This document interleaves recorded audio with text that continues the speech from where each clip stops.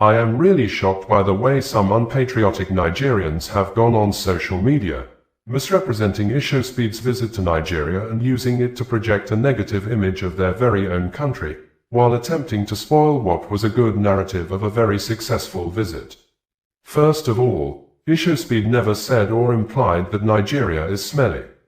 The young man perhaps achieved his most successful stream during his African tour in Nigeria, reaching a milestone of 50 million YouTube subscribers whilst in our dearly beloved country. He is the first black streamer to achieve that milestone, and it occurred in Nigeria, boosted by Nigerian subscribers appreciative of his visit.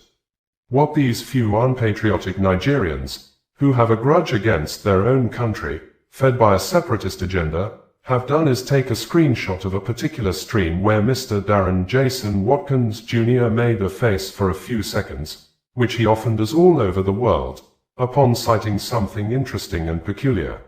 Using that snapshot, they painted a false narrative claiming that Lagos is smelly and that Darren Jason Watkins Jr., aka IshowSpeed, did not enjoy his time there and found nothing interesting or cultural to do.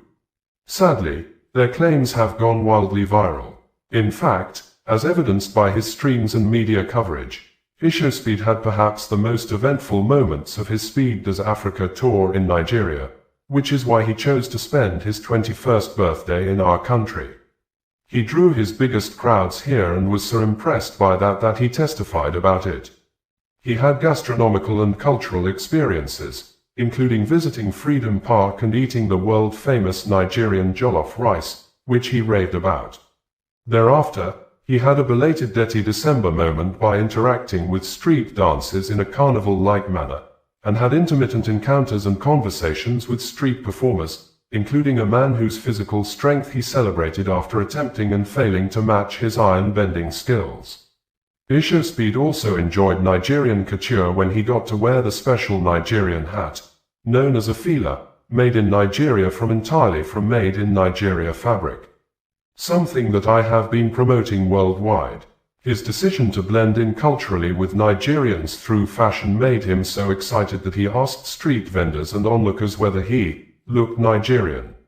And on his 21st birthday, IshowSpeed was surrounded by schoolchildren in their school uniforms, singing the famous Happy Birthday song to him, almost bringing him to tears.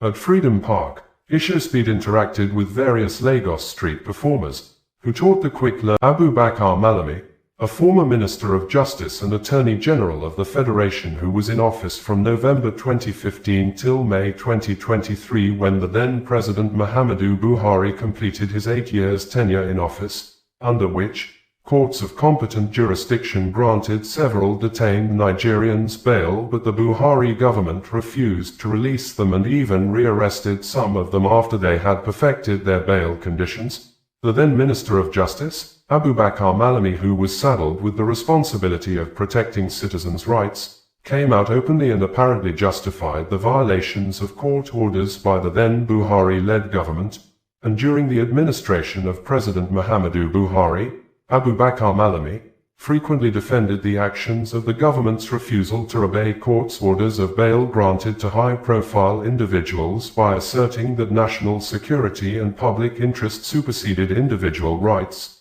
Some of the high-profile individuals included Colonel Sambo Dasuki, the former National Security Advisor in the era of President Goodluck Ebele Jonathan, who was held for 4 years from December 2015 to December 2019, despite being granted bail by at least 4 different Nigerian high courts and the ECOWAS court. He was repeatedly rearrested by the Department of State Services, DSS, immediately after fulfilling bail conditions. Sheikh Ibrahim El-Zakaki and his wife Zina, detained from December 2015 until they were released in July 2021, were refused bail after federal court declared the detention illegal in 2016 and ordered their release by January 2017, but the government under which Abubakar Malami was a justice minister did not comply, until they were eventually acquitted of all charges by a Kaduna State High Court in 2021. Also, Omiyele Sowore, An activist and a journalist who is the founder of Sahara Reporters News Media remained in DSS custody for several months in 2019 despite fulfilling bail conditions set by Justice Ijeoma Ojukwu. He was rearrested within the courtroom just 24 hours after a temporary release.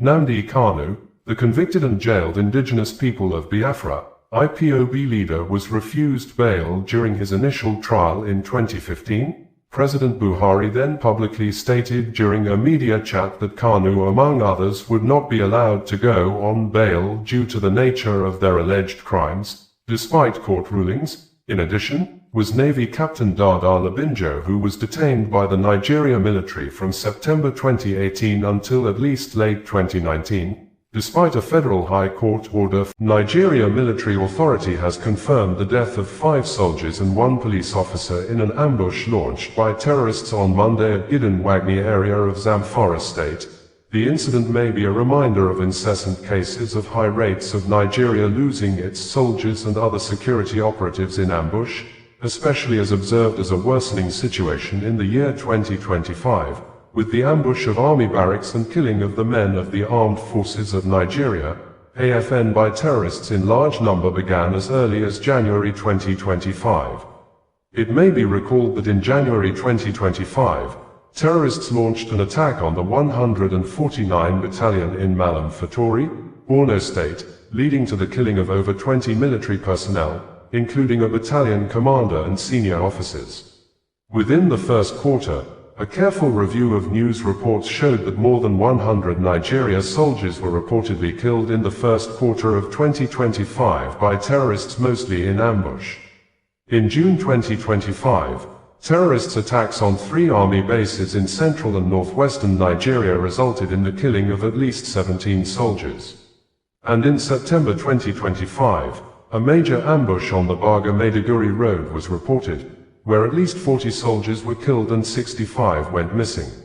While in October 2025, at least 4 soldiers were killed in a Boko Haram ambush in Borno State, while another encounter in Kumshe resulted in 1 soldier killed, and by November 2025, the Nigerian army confirmed the death of Brigadier General Musa Uba and 2 other soldiers following an ambush by ISWAP terrorists near Wajiroko town in Borno State, which some local media reported that several soldiers were killed during the ambush. Even some of the local media stated that those who escaped the ambush, like the Brigadier General, were traced and killed by the terrorists apparently after hours of no rescue or prompt reinforcement by the Nigeria military authority.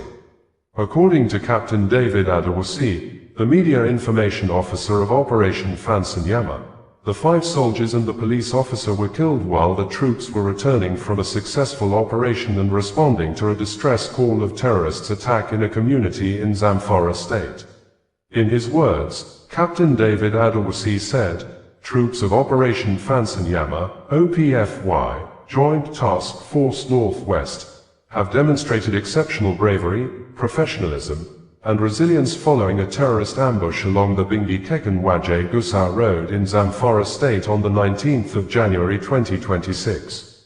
The ambush followed a series of successful offensives." Peter Obi, the former Anambra State Governor and last presidential candidate of the Labour Party in the Nigeria 2023 general elections, has insisted that the 3 brothers among the 12 persons that died as a result of fire that engulfed the 25-story building of Great Nigeria Insurance House Plaza at Balogun Market in Lagos Island on Christmas Eve, called for help for days with no emergency response from the government under the leadership of President Bola Ahmed Tinubu, saying, the 3 siblings, Mr. Stephen Onyeka Omatu aged 40, Mr. Casimir Nabuka Omatu aged 39, and Mr. Collins Kenechukwu Omatu aged 37, for days, sent distressing pleas for help while trapped in the building, yet there were no emergency services to rescue them. Several days passed in the rubble before their bodies were finally recovered, several days of unanswered calls, of a system that failed them at the moment they needed it most.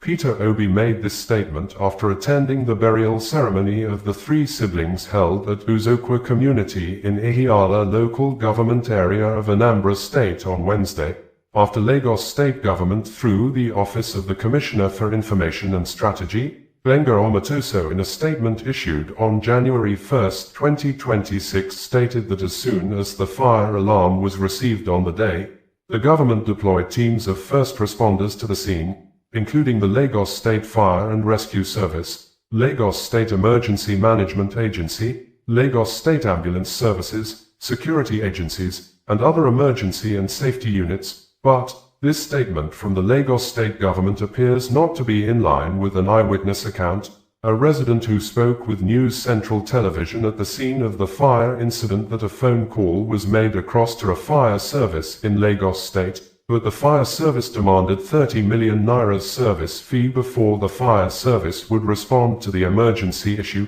The resident added that if the fire service had responded on time, the entire building would have been saved, probably with no life lost, because the fire was only at a single floor when the fire service was called.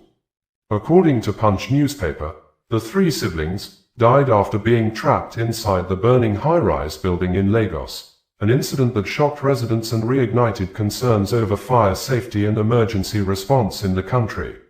According to family sources, the intensity of the inferno made rescue efforts impossible, and only ashes were recovered for burial. The burial brought grief and sorrow to Ihiala community, with residents praying that their souls find rest and that their family finds strength to pass through. Inspector General of Police, IGP Kayode Egbetoken, for days now has refused to speak or deliberately kept mum after a well-known founder of a private organization, Harrison Gwamnishu, who have been assisting Nigeria security operatives with credible and reliable intelligence information that have led to the killing and arrest of several kidnappers, in a video statement on Saturday revealed the complicit of the Nigeria police force in aiding and trying to cover up a reasonable suspect behind the kidnapping of a couple in the late days of November 2025 at Avili community in the Etsiko West local government area of Edo State. And the reasonable suspect happened to be the younger brother of the man who was kidnapped alongside his wife, which the kidnappers only set free the wife after a sting operational ransom money of 20 million nairas was given to the kidnappers, with the reasonable suspect fully aware of all arrangements of the top-secret security plans of Harrison Gwamnishu, but decided to make the sensitive security information public even when his elder brother is still held captive by the kidnappers. The reasonable suspect, in a TikTok video live streaming, admitted that he was actually among the people arrested by soldiers over an issue. The reasonable suspect refused to state. The reasonable suspect, among others, were handed over to the Nigeria police force for the continuation of investigation and possible prosecution, but, according to Harrison Gwamnishu, immediately police noticed he was able to recognize the reasonable suspect as a family member who was aware of his security plans, and he was also the one that helped deliver the money to the kidnappers in the bush. An order within the police authority came, and the reasonable suspect was set free immediately, while others arrested alongside the reasonable suspect were remanded to prison. That aside, Harrison Gwamnishu, in an exclusive interview with TVC television station made available to the public by the broadcast media on Sunday night, indicated that the Nigeria police force had all the opportunities and chances to rescue the remaining kidnapped victims, but the police deliberately refused to go into the bush, with the police saying that the kind of intelligence information he had provided is an archaic style of intelligence gathering. This, according to Harrison Gwamnishu, forced him to show the police video evidences of how his style of intelligence has aided successful offensive operation against kidnappers, but all his explanations went on deaf ears. Even when for days, the tracking devices he added to the special money he mixed with the original money given to the kidnappers as ransom was still showing the exact location of the kidnappers and other use. Harrison Gwamnishu, the founder of a registered private organization assisting the Nigeria security operatives with credible and reliable intelligence information that have led to the killing and arrest of several kidnappers in the West Africa country, especially in the South-South geopolitical zone of Edo and Delta states, in a video statement issued via his verified social media account a few hours ago, has said that the family member and a brother of the kidnapped couple who worked with him and his team to deliver the prepared sting operational 20 million naira's ransom to the kidnappers has been arrested alongside his gang members with guns, but, according to Harrison Gwamnishu, immediately the Nigeria police force noticed that he could vividly recognize the suspect as a brother to the kidnapped couple. The Nigeria police force quickly released the suspect and charged other members of his gang arrested in Auchi to court, even when the kidnapping involving the suspect's brother and wife is generating more reactions after the wife was set free by the kidnappers while the husband, who is the suspect's brother, is still held in captivity till date by the kidnappers since both were kidnapped in their home at Avili village in the Etsiko West local government area of Edo State in late days of November 2025. According to Harrison Gwamnishu, before the ransom money was delivered to the kidnappers inside the bush, the kidnappers made a phone call to the arrested and quickly set free suspect to give him the exact location to drop the money. He was surprised to hear one of the kidnapped victims, the husband, still with the kidnappers, begging his brother, who is currently seen as the suspect behind the kidnapping, to forgive him if he has done anything wrong to him. The pleading shocked him, but Harrison said he decided to act as if he never heard anything. Harrison Gwamnishu added that the suspect, he was the family member that raised the alarm that the ransom money wasn't complete, that was the reason the kidnappers only released the wife and refused to set free the husband. Stating clearly that everyone who participated in taking the money to the kidnappers affirmed that the kidnappers never counted the money. That even if the kidnappers had counted the money, he prepared the money specially by only scattering the tracking devices on the dummy Naira notes that looked like original Naira notes in a manner that made the whole money complete. The family member who delivered the ransom to the kidnappers and some of his gangs were arrested with guns in Auchi by soldiers. The soldiers handed them over to Auchi Area Command. Auchi Area Command transferred them to Anti-Cultism Unit SCID Benin, and along the side, an order came that the boy should be released. Other people with him were charged to court and sent to prison. Same boy was with us in Auchi and knows our plans. One of the most talked about Islamic preachers in Nigeria who have had photographs with people suspected to be terrorists, terrorizing villages and communities in the northern part of Nigeria when he visited the suspected terrorists in their camps inside forests on the ground of having peace talk with the armed groups. Sheikh Ahmed Abubakar Mahmoud Gumi has described as a terrorist act the United States, U.S. military action ordered by President Donald Trump that attacked and killed yet to be ascertained total numbers of ISIS-affiliated Lakurawa terrorists in Sokoto State on Christmas Day. The Islamic cleric called on the people in the villages affected by the U.S. missile strikes on Thursday night to post on social media platforms evidences of damages caused by the U.S. military action. According to Gumi, it is in line with the teachings of Islam for terrorists to be killed, but the killing must be done by people with a clean and holy hands, and not by another terrorist whose hands are stained with the blood of hundreds of thousands of innocent children, women, and men, just recently, stressing that the U.S. involvement in the fight against terrorism in Nigeria will make the country becomes an enemy of its neighbors, a theater of war, because the involvement will attract the real anti-U.S. forces into the West Africa country, and in a manner that looked like mockery. Sheikh Gumi said, dropping a few bombs here and there cannot tackle the menace of terror. They need serious military on the ground, which, if we are serious, we have enough men to do that. In contrary to Gumi's assertions, the Nigeria government,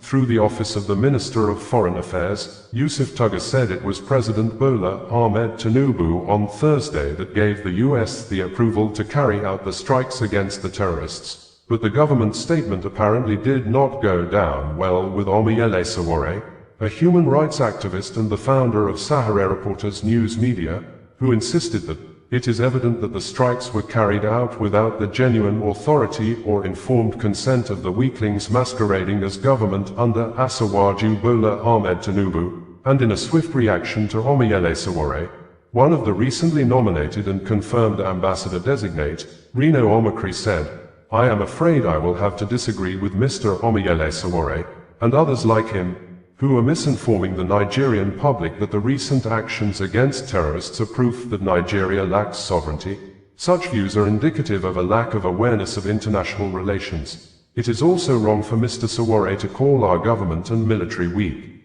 Sheikh Ahmed Abubakar Mahmoud Gumi in a statement titled, "The Symbolism of the US Strike." While many Nigerians were asleep after the 2025 Christmas celebration, the United States, US warship moved close and took position in the territorial Africa waters, then launched missiles at the dead of the night on Thursday into areas predominantly dominated by the Lakurawa terrorists in the Nigeria northwestern state of Sokoto, with President Donald Trump saying many of the terrorists were killed, but the Islamic State of Iraq and Syria, ISIS in the West Africa province, is yet to issue a statement over the airstrikes on the Lakurawa camps in Sokoto, the armed group that is affiliated with the Islamic State Sahel province operating in Mali, Niger, and the Nigeria Kebbi and Sokoto states, whose activities are mostly observed in 5 local government areas of Tangasa, Gudu, Alela, Binji, and Salame in Sokoto State. Some residents at Jabo village in the Tambul local government area of Sokoto State posted videos online to indicate that some components used in making the missiles fell on a farmland in the Jabo village. The videos showed a lot of the villagers, mostly younger ones, holding phones with touchlight on, recording the scene of the burning parts of one of the missiles in the farmland, while some took a closer camera angle shot of some of the components that have manufacturing inscriptions, dates and brand labels. The US Africa Command in a statement a few hours ago said, at the direction of the President of the United States and the Secretary of War, and in coordination with Nigerian authorities, US Africa Command conducted strikes against ISIS terrorists in Nigeria on December 25, 2025, in Sokoto State. President Donald Trump, while announcing the military action through his Truth social media platform on Thursday night, said, "Tonight, at my direction as Commander-in-Chief, the United States launched a powerful and deadly strike against ISIS terrorist scum in northwest Nigeria, who have been targeting and viciously killing, primarily, innocent Christians, at levels not seen for many years, and even centuries. I have previously warned these terrorists that if they did not stop the slaughtering of Christians, there would be hell to pay, and tonight, there was." The Department of War executed numerous perfect strikes, as only the United States is capable of doing. Under my leadership, our country will not allow radical Islamic terrorism to prosper. May God bless our military, and Merry Christmas to all, including the dead terrorists, of which there will be many more if their slaughter of Christians continues. Peter Hegseth, the U.S. Secretary of War, reiterated the U.S. in an effort to challenge and prove wrong the statement of Harrison Gwamnishu, a well-known civilian volunteer assisting Nigeria security operatives with intelligence information that has led to the arrest and killing of suspected kidnappers in gun battle, that Harrison Gwamnishu, was never arrested or charged to court by the Nigeria police force over the 5.4 million nairas he allegedly removed from the 20 million nairas ransom he was contracted to hand over to the kidnappers for the release and rescue of the married couple kidnapped in Avili community in the Etsiko West local government area of Edo State in late November 2025. A leading Nigeria social media influencer and human rights activist, Martins Vincent Otts aka Veridakman, on Tuesday night took to his social media pages and presented an apparent questionable court document, probably with malicious intent to manipulate and mislead unsuspecting members of the public in order to malign the character of Harrison Gwamnishu. In the court document presented by Veridakman, the alleged charge serial numbers were covered with a colored ink. No date of court sitting was written on the court document. The document indicated that the alleged 3-count charges were drafted and signed on the 18th of December 2025, a day before Harrison Gwamnishu was asked to go home from the police custody on December 19, 2025, while awaiting the advice of the Department of Public Prosecutor, DPP, on the matter. And the apparent fraudulent court document did not show the officer or the person responsible for the court count charges, and Veridakman apparently in a manipulative manner did not show the full signature and any name of the officer who authored the alleged court charges. Veridakman claimed in the video that the prosecutor wanted Harrison Gwamnishu jailed for 6 months, but the judge he identified as Justice Etinoza Adekombi allegedly on her personal consideration, because of the Christmas and New Year season and public intervention, decided to grant Harrison Gwamnishu bail. Harrison Gwamnishu says he was never arrested by the police or charged to court as speculated in the public spaces over the 5.4 million nairas he allegedly removed out of the 20 million nairas ransom he was given to hand over to kidnappers, and as well apparently used the money as a bait to stage sting operation for the release and rescue of the husband and wife simply identified as Mr. and Mrs. Ibrahim, kidnapped in Avili community in the Etsiko West local government area of Edo State, which generated public reactions after the kidnappers set free the wife and kept the husband in captivity on the ground that the money given to them was not complete, and some persons who have access. Harrison Gwamnishu says he was never arrested by the police or charged to court as speculated in the public spaces over the 5.4 million nairas he allegedly removed out of the 20 million nairas ransom he was given to hand over to kidnappers, and as well apparently used the money as a bait to stage sting operation for the release and rescue of the husband and wife simply identified as Mr. and Mrs. Ibrahim, kidnapped in Avili community in the Etsiko West local government area of Edo State, which generated public reactions after the kidnappers set free the wife and kept the husband in captivity on the ground that the money given to them was not complete, and some persons who have access to the apparent sensitive security information went public to create an impression as if Harrison Gwamnishu stole part of the ransom money, even when Harrison Gwamnishu explained to them that it is part of his operational procedures to remove some cash from the ransom money. His explanation apparently went on deaf ears, and people who may be best described as mischief makers took advantage of the issue to call Harrison Gwamnishu names and reopen his alleged past deeds in a prejudiced manner to cast aspersions on him, even when they knew that Harrison Gwamnishu has a long history with video evidences of assisting security operatives to rescue kidnapped victims, and in some cases, the total money paid as ransom are recovered and returned to the victims' families, and the sting operation usually leads to the killing and arrest of the suspected kidnappers. This, according to Harrison Gwamnishu in a statement he issued through his verified Facebook account some hours ago. He was the one who personally submitted himself voluntarily to the Edo State Command of the Nigeria Police Force to enable the police investigate his action, that he never had the intention of stealing the money, and his action of removing some money from the ransom was part of his usual operational procedures, adding that the police never charged him to court, and while in self-detention with the police, he became the cell president and he facilitated the release of 4 persons who were probably arrested and detained by the police unjustly for a crime the beneficiaries may know nothing about, and a video posted online by Harrison Gwamnishu on Monday night showed he arrived home to the waiting hands of his elderly mother, who was seen in the video singing, dancing with other family members, friends and well-wishers, and screaming loud with joy, while using one of her hands to caress the chest of her son, Harrison Gwamnishu, during which she said a lot of prayers in her local dialect. In his words, Harrison Gwamnishu said, "I did not return alone.